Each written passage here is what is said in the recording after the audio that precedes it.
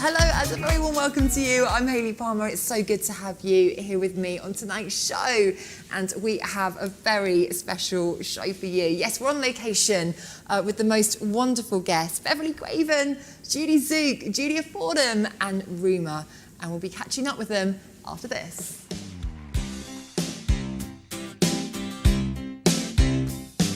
Ladies, it's lovely to have you here. How are you all? We're all fine. Good, thank you. Oh, it's so good. Well, I can tell it's just such a good vibe between you girls. I've only just met you, but it's really good fun, and I can tell that we're going to have a lot of fun today on the show. And we've got a lot of exciting things to talk about, your new album and your tour, which I can't wait to cover. But I want to know how this all came about. Look, it might have been my idea, but everyone had to agree to it, and it's just blossomed a lot since that initial conversation. So I can take credit for the germ of the idea, but actually.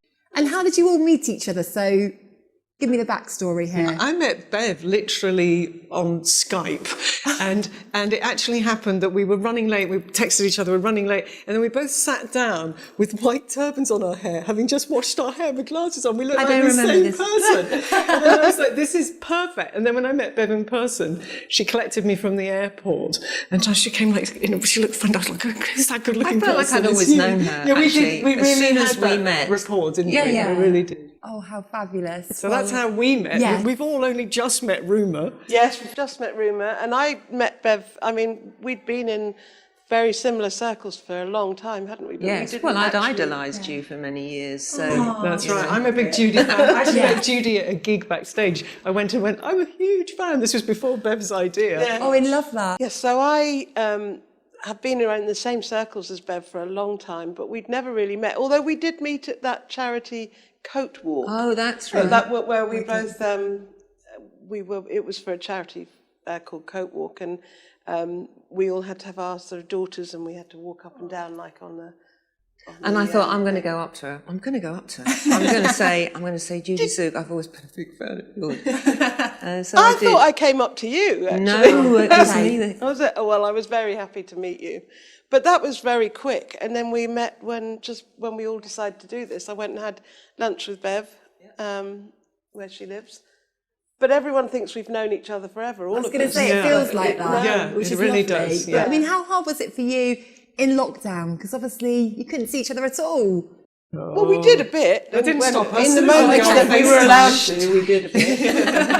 No, only when we were allowed to, because there were moments where There were little windows where we could meet, yeah. But yeah, it was very strange for me, because I've lived before in a big house with lots of people in, and about a year and a half before lockdown, I moved to my own house with my daughter, but then she moved out. So most of lockdown, I was actually on my own, which is... With your cats? With my cats and dog, and I talk to them quite a lot now, and we have our little habits that we've developed on our own.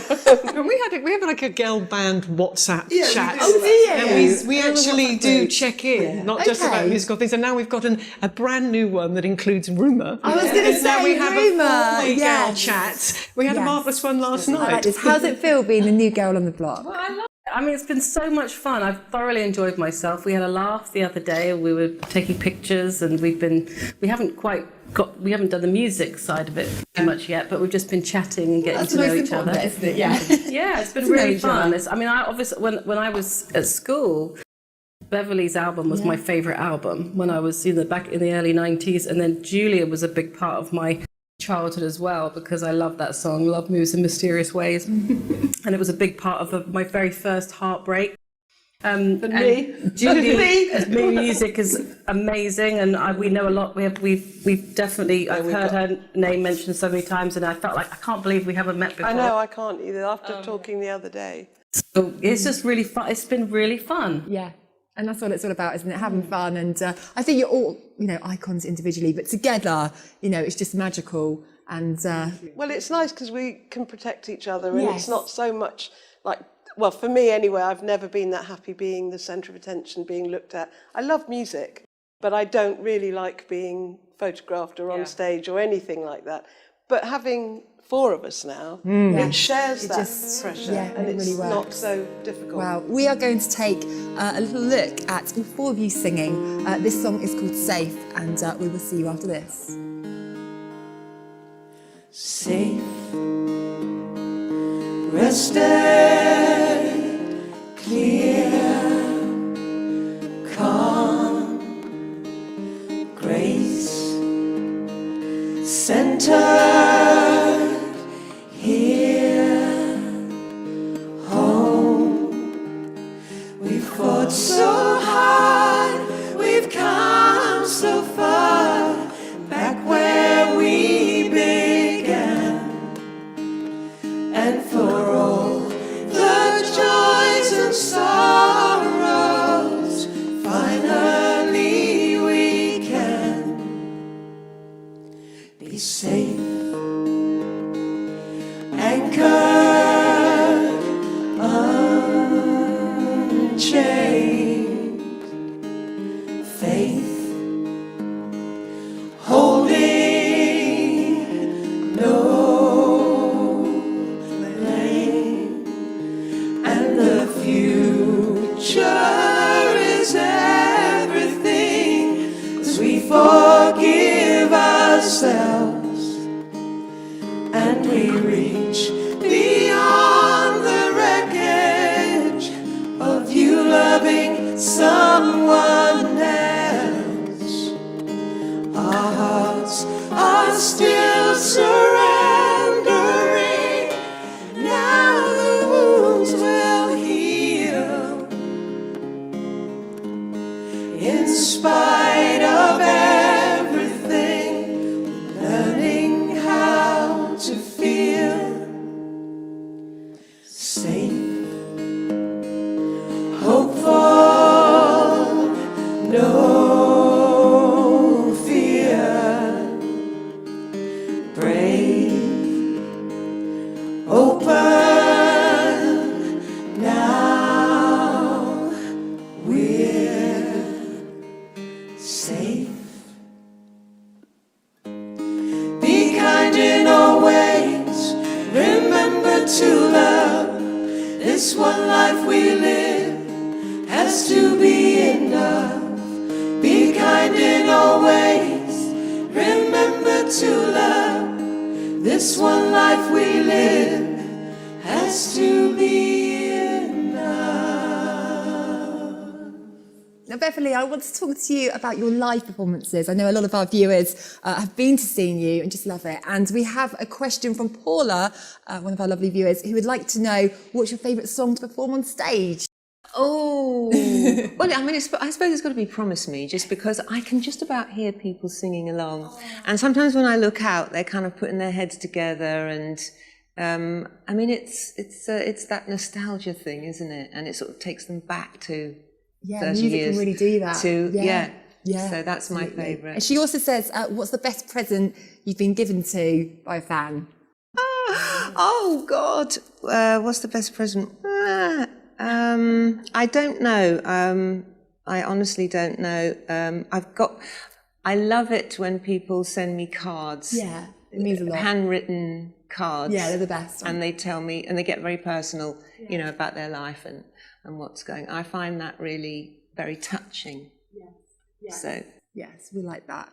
And well, we're going to go into Promise Me. Now, I can remember many a times crying to this song, Beverley, because the boyfriend's dumped me. Yeah, eating loads of chocolate and playing this. It's bringing back a lot of memories. Am I right in saying that Epic wanted to release this, but you didn't think it would be a hit, as there was nothing else like that in the chart? No, I remember being in the studio recording the album and thinking, oh, there's nothing like this in the charts, you know, because we're coming out of the 80s, and it was lots of boy bands and synth pop, and I just felt really old-fashioned and like there was no place for me at all. But how wrong I was. I mean, I just, my A&R man said, "Jess, we'll release this as the first single." I thought, oh, that's my career in tatters, you know. Unbelievable. So yeah, just wonderful. And I think no one knows what a single is. Exactly. And Maggie, one of our viewers, would like to ask, where was the video shot? In Didcot, up near Oxford, I think. It's just a 1 mile stretch of railway track that they use for filming. Yeah, There we go. Okay, well, it was a huge hit across Europe. It shot to number 3 in the UK singles chart and enjoyed phenomenal chart success around Europe. Enjoy this, and we will see you after. You light up another cigarette. Now, Judy, you're a prolific songwriter and released almost 25 albums. Yeah. I guess my question is, where do you get that inspiration to just get, getting your hits and after hit after hit? Well, not really hits, but certainly hits of emotional, waves of emotion. I write a lot about the things that I go through. I don't ever write about anything that I have no connection with. It can be friends. I mean, a lot of my friends say, I'm going to tell you what's going on, but please don't write about it. But I have to say, if you tell me, it's likely that I will. And I do love writing. I can be depressive, and therefore I find working with other people really inspiring, because it kind of reminds me of things, and I don't want to be miserable all the time. So it's really nice when I'm working with people who are a lot less sad than I get sometimes. It's difficult. I don't want to be sad, but I tend to write about things and then I feel better. Yes. So for me, it's a bit like an emotional exercise. Yeah. Really writing I can songs. understand that. Yeah. And I love it. And I love meeting people. And when you meet, I work with a lot of other artists, and meeting with, apart from doing my singing, for just my writing, and it's just lovely to sort of connect with the enthusiasm of people who are really excited about it and have got other things to say, and they remind me then of things that I felt, whether it was at the same time or a long time ago or whatever. So that really works for me. Yeah, and I love doing this. This is Yes. totally different. This is me being the me that I guess I was. But I love writing. Yeah. Oh, wow. Just wonderful. And I've been dying to ask you this. You are signed to Elton John's label. Yes, I was. I mean, how much of an inspiration was it to work with him? Well, it was fantastic. I went on tour with him in America, but unfortunately, he left the label that we were both with to go somewhere else, left me without a label, and with the label that he'd been with very cross. So it's very difficult. But we did, it was good to do 20,000 people, and we did 400,000 people in Central Park. Wow. I don't drink, I'm not a drinker, but I did drink that day with Elton. She did. We'll let you off. With Elton, before we went on stage, we sat backstage in the caravan and downed a bottle of whiskey between us. Nice. So I don't actually remember much about being on that stage, because also doing gigs live, when it's dark, you can't really see the audience, which for me, I'll find somebody in the front somewhere that I can kind of relate to. Yeah. But at Central Park, it was in daylight. So I could see all sort of 400,000 people blowing their noses, yawning or laughing or drinking or whatever. But, oh my goodness, we were supposed to be on for 25 minutes, and I think our set, because everyone was so nervous, went through in about 15. We finished and went off. Everything was too fast. Wow, brilliant. Well, we're going to play out Stay With Me Till Dawn. Now, is it right that the chap you wrote about was living abroad and he didn't actually realise it was about him? No, and he was sitting in a bar and someone put it on the jukebox. And he said to his friend, oh, I know her. And his friend didn't believe him. And I said, well, didn't you tell him it was about you? And he said, oh, no, he wouldn't believe that. Oh. So, yeah. Brilliant. And I mean, you did 3 live performances on Top of the Pops with this. What was it like? I love asking this question because I'm a big Top of the Pops fan every Thursday night. It's a lot smaller than you think, it's a lot isn't it? smaller, and it was very, very terrifying because we were, the first time we went on, because we were the new ones, we had to do it live. Everybody else was miming. So mine looked and sounded a bit rough, but actually it wasn't bad. But they also put me on a circular plinth that was miles away from the band, and we also had a string section, which was the other side of the studio. So I couldn't hear anyone, and it was very scary. But I watch it back, and it looks better than I thought it was going to be. Absolutely. Julia, I want to talk to you because, am I right in saying you're a fellow Pompey girl? Oh, is that now? Play up Pompey.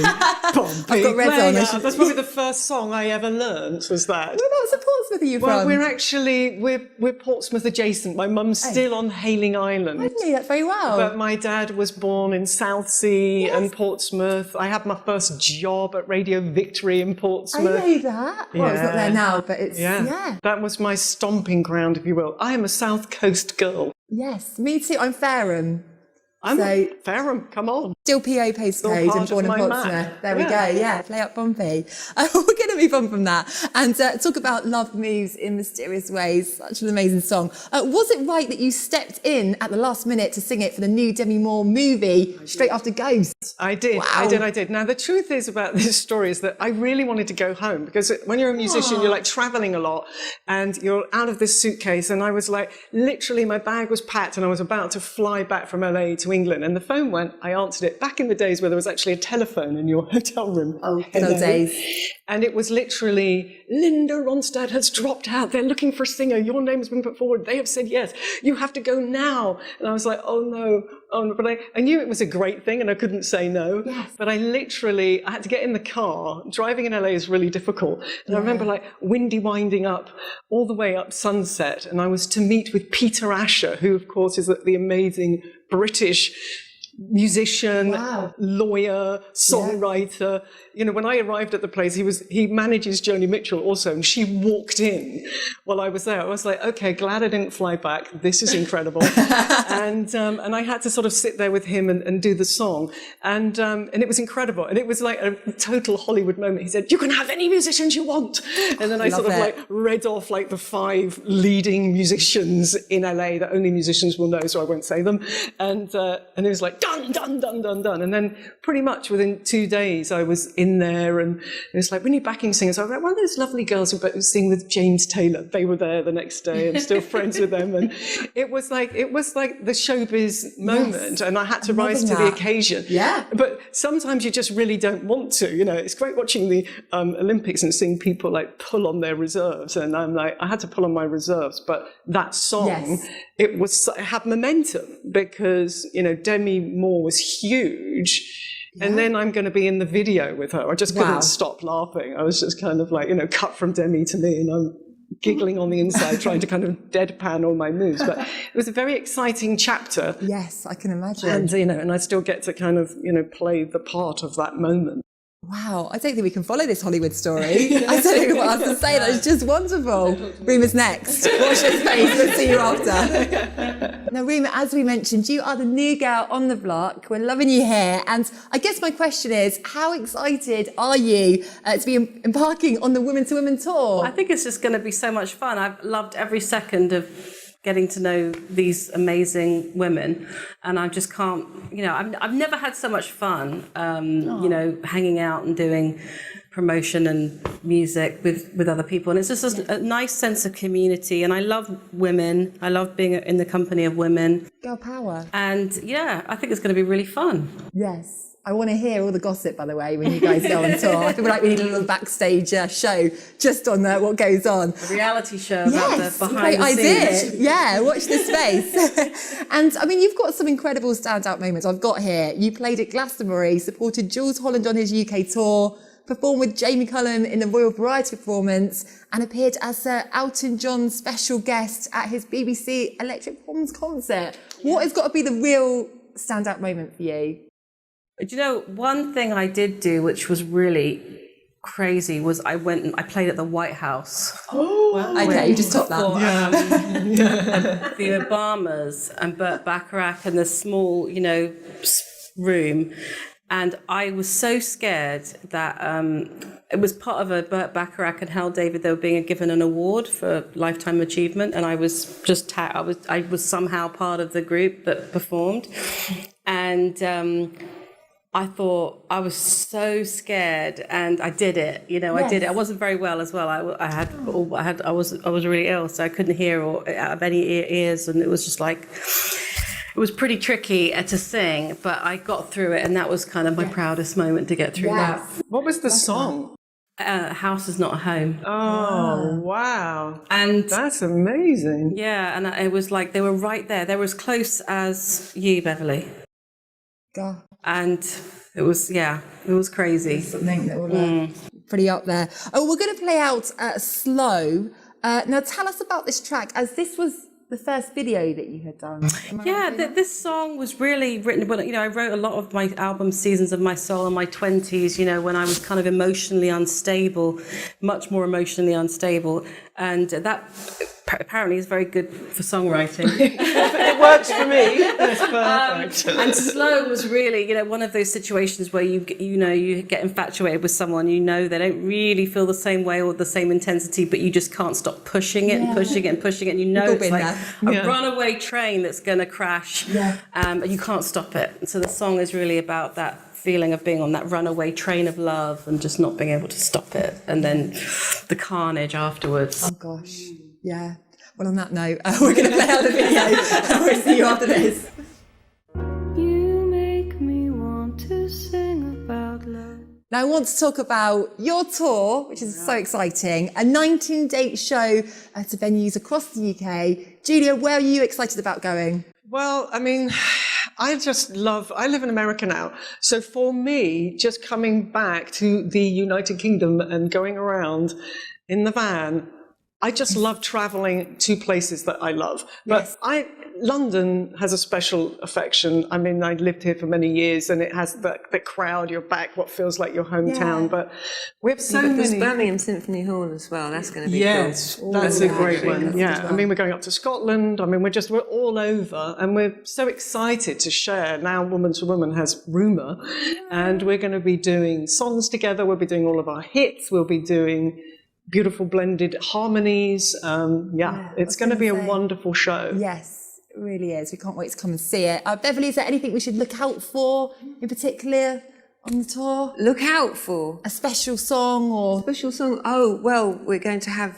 obviously with Rumer, we're going to have new Woman to Woman stuff. Yeah, new songs. So yes, love that. Well, also, we have the album, Woman to Woman Live in Concert, which is going to be released this month. Let's come to you, Judy. What can we expect from that? Oh, goodness. Well, it sounds good, I think. That's good to know. I'm always scared to listen to live albums because I kind of feel like they happen on the night, but I think they sound great. Yeah. And it really captures the first Woman to Woman round that us three women did. And Woman to Woman Live, I mean, hearing the stuff back, it's a fantastic album. We had incredible musicians. Yeah. It sounds great, every song that we did, it's all of the hits, it's all of like our songs that only our particular fans know. And it's a double album. It's going to have beautiful photos and packaging. It's going to be for the fans. It's like, this is our gift back to you. Yeah. And I'm very proud of it, actually. Yes. It was weird listening to it because it reminded me of being at the gigs and I got all this anxiety and butterflies. It feels like we're about to go on stage, doesn't it? And us too, hoping we're getting the backing vocals right for Judy, I mean, it's, because we're all singing each other's parts. And that's like so wonderful to have this, like it's there now on this beautiful double album. It's gorgeous. Yeah. Thank you. Well, we're going to put details on the screen below of how you can get hold of that and also how you can get tickets for the tour. But ladies, this has been so much fun. Thank you so much. I can really feel such a good energy and vibe with you all. And I want to hear what goes on the tour. And I want to see that WhatsApp group, what's going on. It's going to be happening. But thank you so much. It's a real honour to have you all here. Thank you very much. Thank you.